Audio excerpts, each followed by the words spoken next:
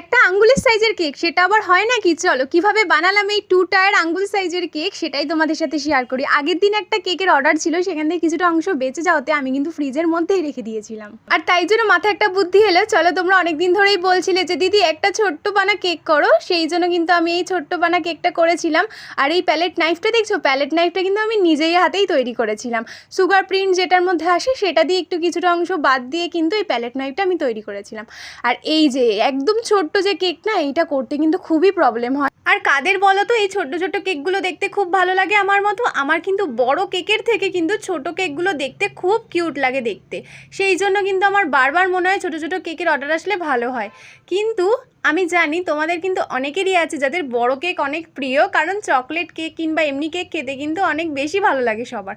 তো এই ছোট্ট ছোট্ট কেকগুলো কাদের ভালো লাগে জলদি জলদি কমেন্টে জানিও, আর ভালো লাগলে একটা লাইক করে দিও। চলো আজকের মতো টাটা।